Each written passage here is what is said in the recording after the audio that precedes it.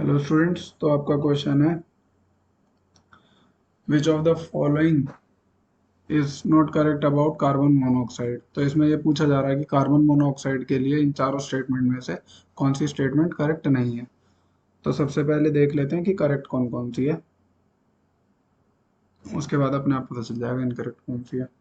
पहली स्टेटमेंट है इसमें, it reduces oxygen carrying ability of blood. ये एकदम करेक्ट स्टेटमेंट है कि oxygen carrying ability of blood को कम कर देगा कार्बन मोनोऑक्साइड। इसलिए ही कभी आपने सुना भी होगा कि carbon monoxide is hazardous to health. Second है the carboxy haemoglobin, haemoglobin bound to CO.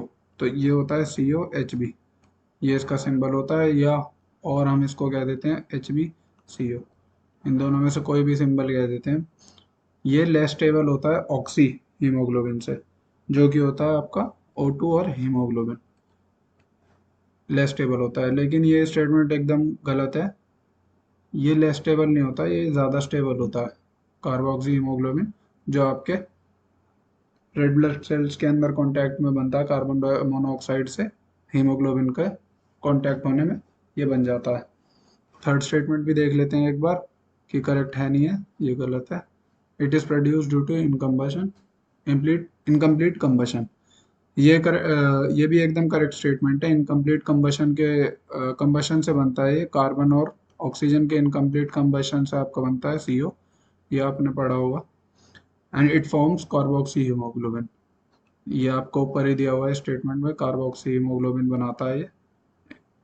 और मैंने बताया अभी अभी कि COHB सिंबल होता है, ये रेड ब्लड सेल में फॉर्म होता है। रेड ब्लड सेल में जब CO हीमोग्लोबिन के साथ रिएक्ट करता है तो ये COHB बनता है। तो इसका करेक्ट आंसर हो बी ऑप्शन। तो बी ऑप्शन ही आपका गलत है, तो वही आपका करेक्ट आंसर होगा। Thank you students, I hope कि आपको ये क्वेश्चन समझ आया होगा।